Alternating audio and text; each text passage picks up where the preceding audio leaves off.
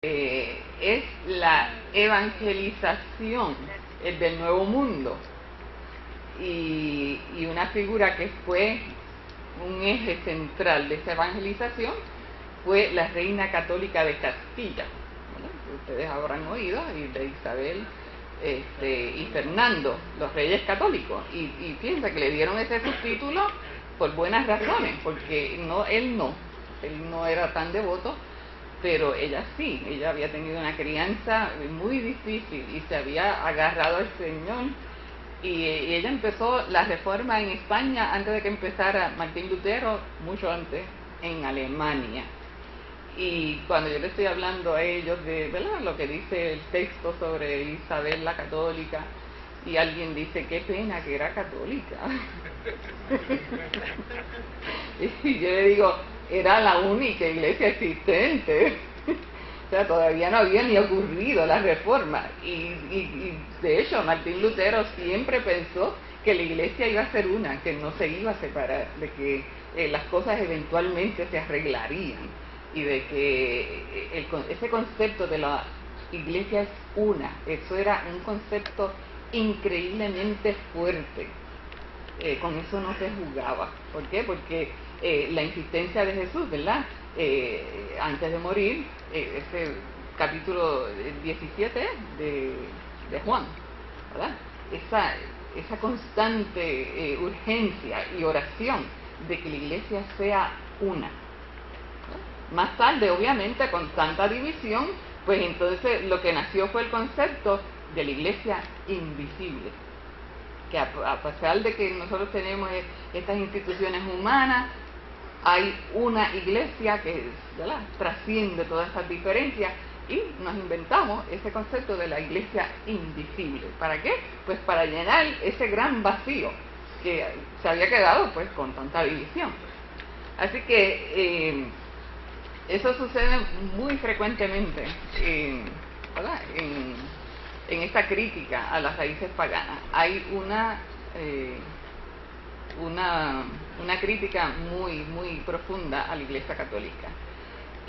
Cuando finalmente se decide sobre ¿verdad?, establecer el 25 oficialmente como fecha del nacimiento de Jesús, esta fecha respondía a el nacimiento o la celebración de una divinidad romana, pero que esa divinidad romana, ustedes escucharon por un tiempo prolongado historia de la iglesia, quizás algunos de ustedes se acordarán que en Roma, igual que en Grecia antes, estos imperios llegaban a todos estos territorios, inmensos territorios, y entonces cuando encontraban nuevas divinidades, pues decían, pues esto es una misma, lo que pasa es que tiene diferentes nombres.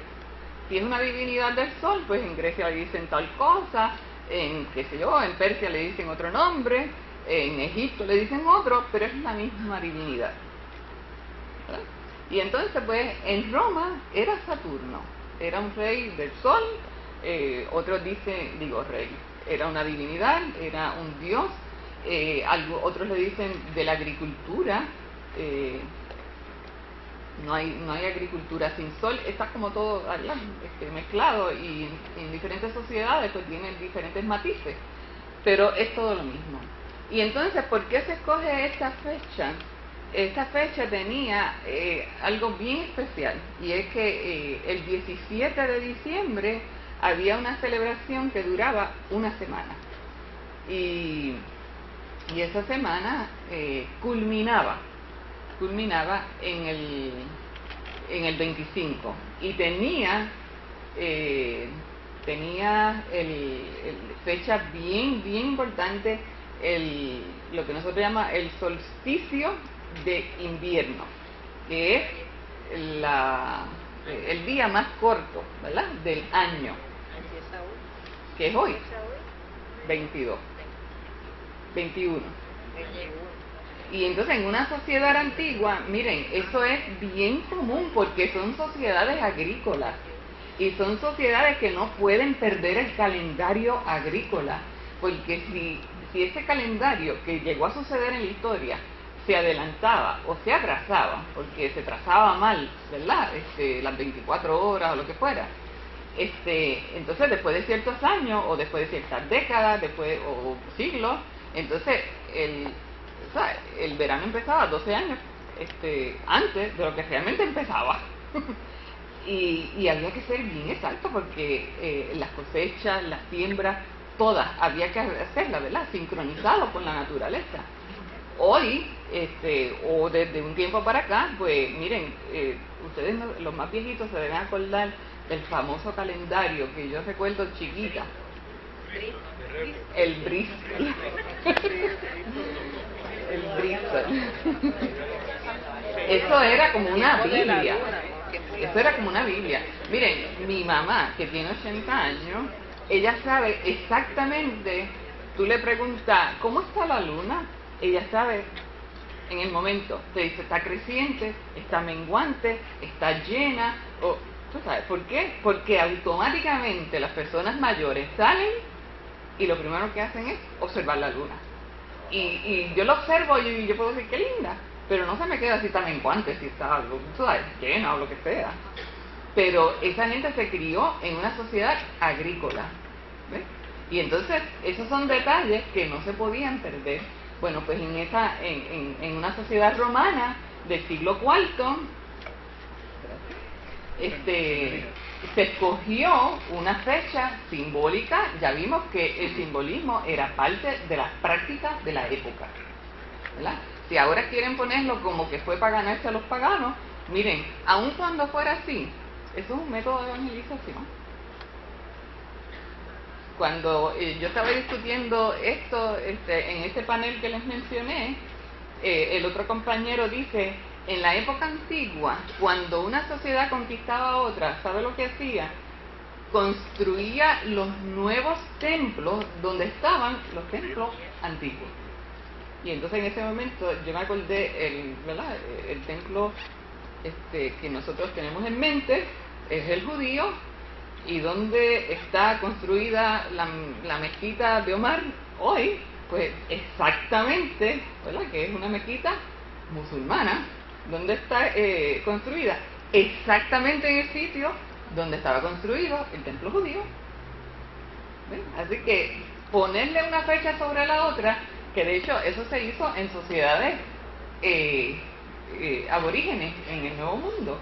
En México, pues donde se construyó una famosa capilla, o que llegó a ser catedral, a la Virgen de la Guadalupe, donde estaba el lugar donde se adoraba a una divinidad femenina aborigen.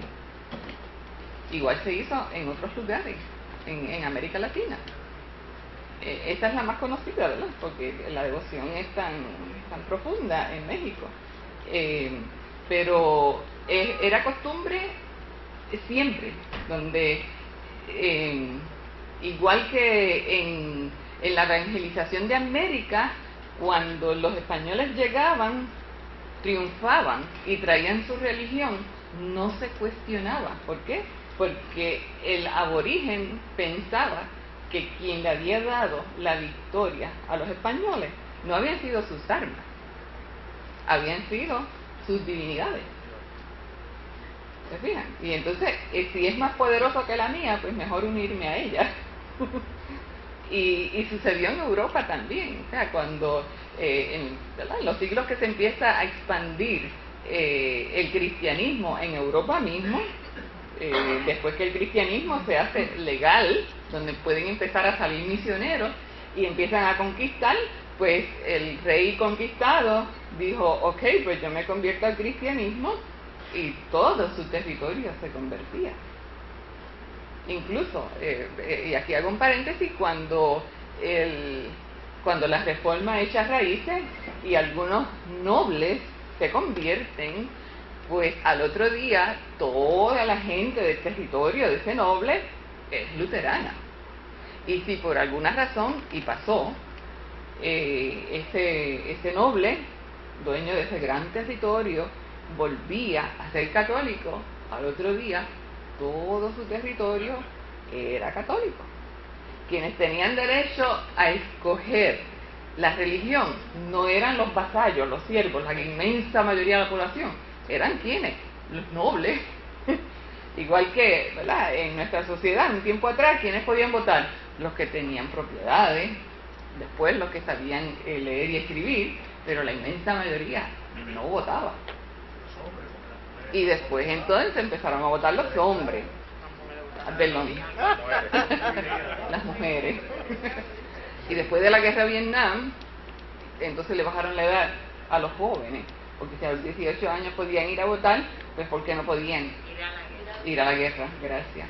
Porque si podían ir a la guerra, porque entonces no podían votar. Y se bajó a los 18, ¿verdad? Y ahí se ha quedado. Así que, con permiso, en el tiempo primitivo también, cuando el varón, el patriarca se convertía toda la casa, inclusive todos los siervos, tenían que convertirse por obligación. Y al desconvertirse, por ejemplo, si alguien se cambiaba de religión, era una traición contra la familia. Y eso traía también una persecución. Sí. Si alguien no escuchó, pues ella lo que está diciendo es, cuando Pablo en Hechos, ¿verdad?, cuando dice, tú y tu casa serán salvos, es porque si se convertía el patriarca, se convertía toda la familia. Y todavía es así en algunos países musulmanes especialmente, ¿verdad? Musulmanes y primitivos. Japoneses también, de algunas budistas y demás. Si te sales de la fe que es familiar, es muerte segura. Sí. Yo me acuerdo, mi abuelo era republicano y todo el resto de la gente en la familia eran populares y nadie se atrevía a decir absolutamente, ni estando él ausente. O sea, él podía estar ausente, pero nadie decía algo que fuera a violar siquiera, ¿verdad?, el respeto que se tenía a las ideas políticas de ese patriarca. Y ni decir la esposa tenía que votar republicano. ¿Cómo es que no digo? Que la esposa Tenía. O sea, eso no se cuestionaba. Ella no podía votar de otra forma. Imagínese, violar ese respeto, imposible. Ok, entonces, en la Reforma, de hecho, esa fiesta de Roma que se conocía como la Saturnalia, yo no voy a mencionar nombres de divinidades, ni mucho menos, ¿verdad?